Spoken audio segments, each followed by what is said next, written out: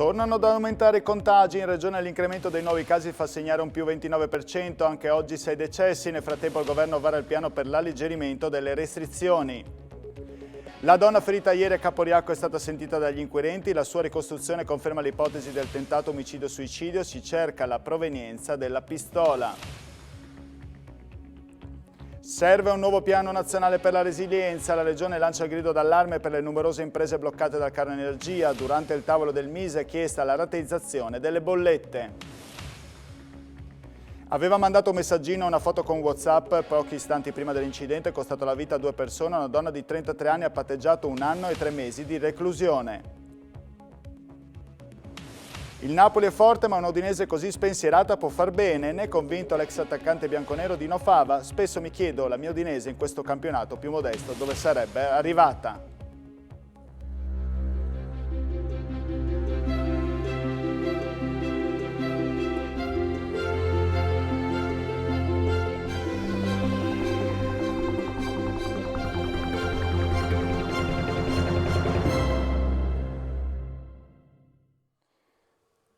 Buonasera e bentornati con l'informazione di Telefriuli. Lo avete sentito quindi dai titoli e lo potete leggere anche in sovraimpressione. Stiamo parlando della pandemia oggi in primo piano in questo nostro notiziario. Tornano infatti ad aumentare i contagi in Italia, più 36%. In Friuli Venezia Giulia l'incremento dei nuovi casi fa segnare un più 29%. Brusco calo delle vaccinazioni, in regione 7 bambini su 10 dai 5 agli 11 anni non è stato ancora sottoposto alla profilassi. Primo servizio. La pandemia rialza la testa, la curva dei contagi punta verso l'alto, facendo registrare a livello nazionale un più 36% di casi in 7 giorni. In regione preoccupa l'andamento dei nuovi casi, pari al 28,8% rispetto alla settimana precedente, anche se rimane sotto soglia l'occupazione dei posti letto in area medica e in terapia intensiva. Lo rileva il monitoraggio settimanale della Fondazione Gimbe, che evidenzia come nella settimana dal 9 al 15 marzo ci sia stato in Italia un incremento dei nuovi casi, più 379.792, a fronte di un lieve aumento dei tamponi, più 8,4%. 17 le province con incidenza pari a oltre 1.000 casi per 100.000 abitanti. In regione invece il dato si assesta sui 735 positivi ogni 100.000 abitanti. Ancora in calo invece in tutta la penisola il numero di vaccinazioni, con una media di 63.120 somministrazioni al giorno. In regione i Novax sul totale dei residenti è fermo al 16%. Maggiori diffidenze al vaccino ci sono nella fascia d'età dei minorenni, 7 bambini su 10 dai 5 agli 11 anni non si è sottoposto ancora ad alcuna dose. Il tasso di copertura con almeno una dose nella fascia d'età tra i 20 e i 29 anni ha raggiunto invece addirittura il 98%. E il bollettino sanitario di oggi non fa altro che confermare i dati di Gimbe. È stata infatti di nuovo superata quota 1.000 casi, sono 1.241 i nuovi contagi registrati su 13.225 tamponi e sono 6 i decessi. Le persone ricoverate in terapia intensiva scendono a 8, mentre i pazienti ospedalizzati in altri reparti sono 133. La fascia più colpita è quella tra i 40 e i 49 anni, 18,21%, salgono a 19.249 le persone in isolamento. E il presidente della regione, Massimiliano Federiga, ha anticipato oggi che per aprile ci sarà un periodo di transizione nelle misure anti-Covid. Federiga ha spiegato che comunque si continuerà a monitorare la situazione. Per maggio, ha aggiunto, si arriverà a un ulteriore alleggerimento, se non alla cancellazione delle misure che abbiamo imparato a conoscere. Tranne una minoranza rumorosa aggressiva, ha aggiunto Federiga, c'è stata la partecipazione della gran parte della popolazione a difendersi e a tutelarsi. E proprio dal 1° maggio ci sarà l'addio al Green Pass, anche se fino ad allora restano in vigore una serie di limitazioni. Il Consiglio dei Ministri ha approvato la roadmap per allentare le misure anti-Covid da aprile, dopo la fine dello stato di emergenza. Sentiamo. Addio al Green Pass dal 1° maggio, ma ci si arriverà per tappe. Le nuove misure anti-Covid sono state illustrate durante la cabina di regia dal ministro della Salute Roberto Speranza.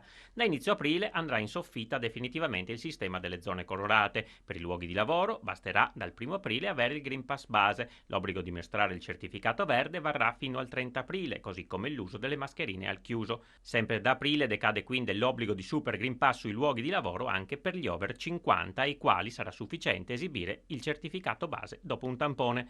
Resta invece fino al 15 giugno l'obbligo vaccinale, ma dal 1° aprile decadono tutte le sanzioni tranne quella pecuniaria. Le decisioni prese dal governo portano anche a uno stop delle quarantene da contatto. Sarà previsto l'isolamento solo per i positivi. Stop quindi anche a quarantene e DAD nelle scuole per chi è stato a contatto con i contagiati. Voltiamo pagina, torniamo a parlare del fatto di cronaca di ieri di Caporiacco. Da un letto dell'ospedale di Udine, dove è ricoverata la donna ferita nella sparatoria, ha riferito agli inquirenti la sua versione dei fatti. Andiamo a sentire. Mi ha sparato e si è ucciso, poi sono scappata chiedendo aiuto. Questa è la sintesi della testimonianza dal letto di ospedale che ha rilasciato agli inquirenti Fare Vonze Michael Gebrasillasi, la 43enne di origine etiope, ferita da 3 colpi di pistola mercoledì mattina a Caporiacco. La donna, operata e messa fuori pericolo dai medici del Santa Maria della Misericordia, è l'unica testimone della morte di Enzo Minisini, 75enne di Caporiacco, con il quale si era appartata a bordo della sua auto in una vigna di via San Daniele. La 43enne, vedova e residente a San Vito al Tagliamento, ha risposto anche ad altre domande, ma sulle risposte fornite c'è il massimo riservo da parte degli inquirenti, che stanno comparando la sua versione con i rilievi effettuati sul luogo della tragedia da carabinieri e polizia e con le testimonianze di alcune persone che hanno visto i due in auto, sentito gli spari e aiutato la donna nelle fasi immediatamente successive alla tragedia. Fondamentali saranno anche gli esiti dell'autopsia disposta sul corpo dell'uomo, che sarà eseguita nei prossimi giorni. Proseguono intanto le indagini anche per capire la provenienza della pistola calibro 7,65 che è stata utilizzata per sparare e che non sarebbe stata detenuta legalmente da nessuno dei due. Sull'arma e sul movente che ha scatenato la sparatoria ci sono in ballo alcune ipotesi, tutte al vaglio degli inquirenti. Solo se tutti i tasselli delle indagini coordinate dalla Procura di Udine andranno a posto, l'ipotesi del tentato omicidio-suicidio potrà essere confermata con la chiusura del caso. Parliamo ora del conflitto in Ucraina. Sono più di 50.000 i profughi che sono entrati dall'inizio della guerra nel nostro paese. Di questi metà è arrivata in Italia da Tarvisio e Fernetti. Vediamo. Sono almeno 1.400 i profughi ucraini ospitati nella nostra regione tra case private, strutture e associazioni. Un numero però che sicuramente è arrotondato per difetto, con il timore della prefettura e della regione che il numero di chi non viene registrato possa ulteriormente aumentare. Non abbiamo chiarezza dei numeri che ci potranno interessare. Abbiamo alcune convenzioni già fatte, già effettuate con alcuni comuni, alcune dirette, e soprattutto abbiamo la prospettiva di averne altre, ma stiamo lavorando in questi giorni per reperire strutture dappertutto, in tutto il territorio. Allora, sono disponibilità che sono molto frammentate, quindi è anche faticoso convogliarle, perché poi deve essere il comune, il sindaco, che in qualche maniera se le prende in carico. Quindi abbiamo scelto come linea di indirizzo quella di avere strutture di medie dimensioni che siano facilmente anche verificabili, perché ci sono tante incognite dietro ogni struttura. Il rischio di un'eccessiva dispersione sul territorio dei profughi è principalmente quello di un mancato controllo della situazione sanitaria. Naturalmente c'è una necessità di intensificazione soprattutto per l'STP, cioè che è il soggetto temporaneamente presente, lo straniero temporaneamente presente. Questo per garantire la sicurezza sanitaria, perché questa non è un'emergenza legata soltanto all'accoglienza, ma è anche un profilo di sicurezza sanitaria. E la Fiera di Udine si appresta a diventare l'hub regionale per la sicurezza sanitaria dei profughi ucraini. Lì verranno effettuati tamponi e vaccini. Oggi il sopralluogo del vicepresidente regionale Riccardi e del prefetto di Udine, Marchesiello. Tamponi, vaccini, mediatori culturali e prima accoglienza per la notte. Troveranno tutto questo i profughi ucraini all'Ente Fiera di Udine, eletto hub regionale per la sicurezza sanitaria. Qui, dopo essere stati identificati e registrati ai confini, donne e bambini ucraini in fuga dalla guerra dovranno presentarsi entro 48 ore dall'ingresso nel nostro paese. Stiamo allestendo le strutture per quanto riguarda tutte le attività di sorveglianza.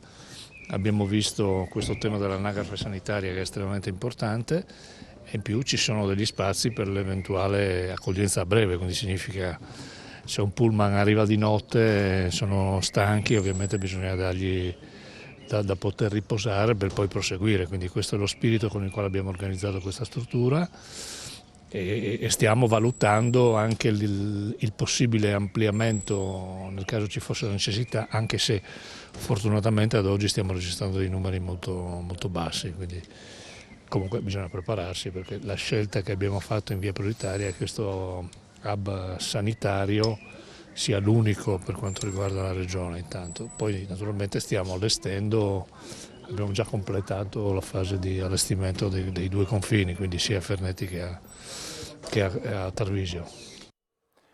È prevista per domani all'alba da Palmanova la partenza di una colonna della Protezione Civile del Friuli Venezia Giulia alla volta della Slovacchia. Lì verrà organizzato il campo base internazionale con 250 posti letto per lo smistamento di profughi provenienti dalle aree di conflitto dell'Ucraina. A partecipare al convoglio saranno 40 uomini tra volontari e funzionari della Protezione Civile a bordo di 20 mezzi. Il convoglio arriverà dopo 2 giorni in Slovacchia, nelle vicinanze di Ubla, nella regione slovacca di Preov, al confine con l'Ucraina e dal cui valico di frontiera sono già passate dall'inizio del conflitto migliaia di persone in fuga dalla guerra. E ora vediamo una delle conseguenze economiche della guerra. A San Giorgio di Nogaro stamattina sono arrivate le ultime bramme di acciaio dall'Ucraina.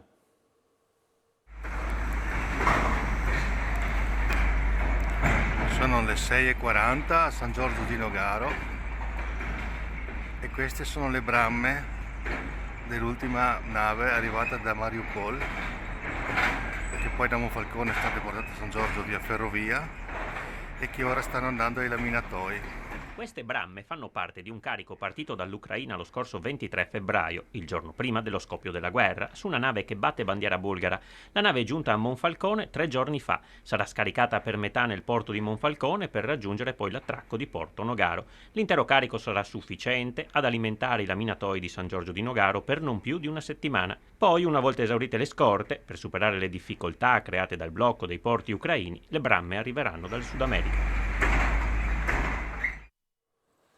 Ci trasferiamo ora in Ungheria, al confine con l'Ucraina. Tra le corriere giunte a raccogliere la popolazione in fuga, anche quelle della Juventus. Il racconto di Marco Macolic. Tir carichi di aiuti, carovane di mezzi, volontari di ogni estrazione, interpreti e mediatori culturali. Incrociamo pullman, compresi quelli della Juventus, che arrivano a raccogliere profughi. È doveroso per ora mettere ordine e canalizzare questa incredibile e meravigliosa forza di solidarietà, rivolgendosi a chi ha stabilito dei presidi sul territorio, ONLUS, Protezione Civile, Croce Rossa, consolati ed ambasciate. Quando arriva un treno di sfollati, circa 800.000 persone a convoglio, iniziano le operazioni di controllo da parte della polizia di frontiera che possono durare anche un paio d'ore. Chi possiede il passaporto biometrico può scendere, uscire o proseguire con altro treno. Gli altri vengono gentilmente accompagnati per dotarli dei permessi necessari allo spostamento nei paesi della Comunità Europea. Questa operazione però può richiedere anche 2 o 3 giorni. Ecco perché diversi pullman ripartono con pochi profughi. Tutti ricevono assistenza sanitaria, generi di conforto, pasti caldi, giocattoli per i numerosi bambini, schede telefoniche per rimanere in contatto con il proprio marito, il proprio papà o con il proprio figlio al fronte. Alcuni con destinazione certa, altri per un nuovo mondo con la speranza nel cuore di scappare ora per poi tornare. Da Cividale invece una delle storie di solidarietà e affetto familiare legate proprio alla guerra.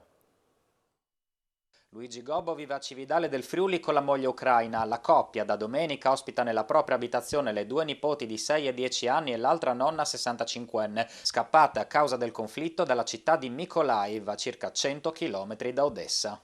Noi domenica scorsa siamo partiti verso le 9 del mattino con un mio amico che abbiamo guidato in 2 la macchina. Siamo andati fino al confine ungherese.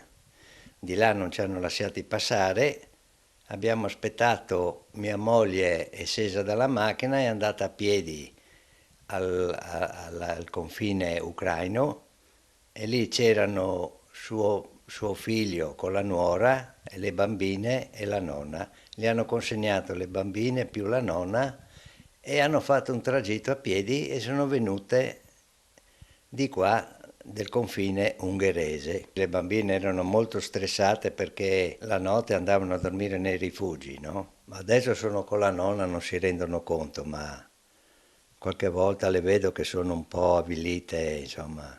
Cerchiamo di rendergli la vita un po' spensierata il più possibile. Sono sempre di più le imprese friulane in difficoltà a causa del conflitto. La Regione scende in campo e durante il tavolo tecnico istituito dal Ministero dello Sviluppo Economico chiede la rateizzazione delle bollette di luce e gas. Sentiamo l'assessore regionale Bini. Qua serve un recovery plan 2, considerando quante la montagna di miliardi necessari per salvare le imprese del nostro paese. Il governo domani probabilmente interverrà con delle misure, vediamo quante delle nostre richieste sono state accolte. Però ho chiesto attenzione, diversifichiamo tra gli interventi urgenti, immediati, tradotto liquidità al sistema economico, mantenimento e proroga delle moratorie, salvaguardia dei bilanci delle imprese, permettendo alle stesse di ammortizzare, adesso ciò non accade, ma ammortizzare il surplus dei costi dagli aumenti delle bollette energetiche, e rimpinguamento dei fondi e proroga dei fondi di garanzia centrale da parte del governo, insomma sostenibilità, rateizzazione delle bollette, insomma tutta una serie di interventi che possono essere fatti nell'immediato e che devono servire come ossigeno proprio in questo momento alle imprese della nostra regione. Parliamo ancora di economia. La Nidec rassicura il comune e i lavoratori. Nella fabbrica di Monfalcone sono previsti investimenti per 15-20 milioni di euro in 3 anni. A dirlo è stato oggi l'amministratore delegato dell'azienda Dominic Lionc in un lungo incontro con il sindaco Anna Maria Cisint, spiegando che la volontà è quella di sviluppare la crescita produttiva dello stabilimento. Lionc ha definito ingiustificati gli allarmismi di queste settimane, ha spiegato che il management di Nidec sta lavorando per implementare accanto ai motori tradizionali altre tipologie di maggiori dimensioni destinate al settore navale e a quello dell'energia eolica. Sul progetto di ampliamento della Kronospan di San Vito al Tagliamento non è stata ancora trovata un'intesa. Dopo 3 ore di riunione la Commissione del Consiglio regionale ha rinviato gli approfondimenti alla Giunta, soddisfatto a metà il Comitato. Sulla Kronospan di San Vito al Tagliamento non è stata trovata un'intesa. Più di 3 ore di accesa discussione in 4ª commissione consigliare non sono bastate a trovare una posizione condivisa sul progetto di ampliamento del sito industriale. I consiglieri hanno approvato con i soli voti del centrodestra una risoluzione che prende atto dei forti elementi di preoccupazione sugli impatti ambientali, che riguardano in particolare la volontà dell'azienda di realizzare un impianto di produzione di pannello trucciolare da legno riciclato. La risoluzione impegna quindi la Giunta a farsi carico e approfondire le preoccupazioni espresse da enti locali, cittadini e portatori di interesse, raccomandando la massima disponibilità a spiegare gli iter istruttori. Soddisfatto a metà il comitato ABC, che contro l'inceneritore della Kronospan aveva raccolto 7.000 firme. Siamo soddisfatti di essere stati auditi in commissione regionale, però siamo abbastanza delusi dal fatto che alla fine c'è stata l'approvazione da parte della sola maggioranza di una risoluzione che impegna la Giunta regionale a riferire e spiegare l'avanzamento dell'iter amministrativo, dei monitoraggi e delle azioni di mitigazione. Ci aspettiamo che venga dato un indirizzo politico su cui poi anche gli uffici regionali andranno a lavorare. La cronaca giudiziaria, telefonino killer causa 2 morti in un incidente stradale. La tragedia è stata ricostruita oggi al Tribunale di Udine. Sentiamo. Aveva mandato un messaggino e una foto con WhatsApp pochi istanti prima dell'incidente costato la vita a 2 persone. Stefania Concina, di 33 anni, residente a Colloredo di Montalbano, ha patteggiato 1 anno e 3 mesi di reclusione davanti al GUP Emanuele Lazzaro. La pena è stata sospesa. La donna era accusata di omicidio stradale per lo scontro quasi frontale avvenuto nel pomeriggio del 9 settembre del 2020 in località Codognella tra la sua vettura e quella condotta da Loris Dordolo, muratore di 59 anni, sempre di Colloredo, rimasto ucciso sul colpo. A fianco a lui c'era il suo amico Bruno Zuliani, di 83 anni, dello stesso paese, morto 3 mesi e mezzo dopo a causa delle gravi lesioni subite durante l'incidente. I due stavano portando ad aggiustare un decespugliatore. Il GIP ha rilevato la sussistenza del concorso di colpa. La patente della donna è stata sospesa per 2 anni e 8 mesi. Droga dalla Slovenia in Friuli, inflitte maxi condanne dal GUP. 104 capi di imputazione, 9 imputati, 7 patteggiamenti, 2 riti abbreviati e, soprattutto, oltre 8 anni e 8 mesi di reclusione e 45.000 euro di multa complessivi. Sono i numeri con i quali si è chiusa, davanti al GUP di Udine Carlotta Silva, l'inchiesta su un traffico di droga dalla Slovenia in Friuli. A finire nei guai sono stati 8 giovani friulani, tra i quali una ragazza di età compresa tra i 22 e i 32 anni, oltre a un cittadino sloveno di 46 anni. Le accuse vanno dalla detenzione a fini di spaccio, allo spaccio, all'importazione di stupefacenti. I fatti risalgono al periodo tra il 2016 e l'agosto del 2018 e riguardano in particolare il traffico di marijuana, olio di hashish, ecstasy e cocaina. Tra gli organizzatori dello spaccio un ragazzo di 25 anni di Cividale che acquistava la droga a 5 euro al grammo, poi smerciata a 15. Il giovane ha patteggiato 3 anni di reclusione. A inchiodarlo le fotografie trovate dagli inquirenti nel suo computer e nel suo smartphone. Parliamo di Udine, fiori rosa per via Carducci che tornerà a riempirsi di alberi di pesco. L'amministrazione infatti ha deciso di sostituire le piante malate. Il sindaco di Udine Pietro Fontanini spegne le polemiche in via Carducci, dove nei giorni scorsi sono stati rimossi diversi alberi. Chi sta dicendo che noi vogliamo abbattere le piante dice una grande bugia. Noi siamo per il verde, noi siamo per le piante. La gente pensava che noi volessimo solo togliere queste piante ammalate e le stiamo sostituendo con nuove piante. Sono peschi, quindi una pianta che farà un fiore, che darà bellezza a questa via. Sono 27 piante, tra l'altro hanno un costo abbastanza alto perché adesso non è facile trovare piante di queste dimensioni già pronte, ma abbiamo fatto questo sforzo perché crediamo che gli alberi e soprattutto gli alberi di pregio siano un valore per questa città.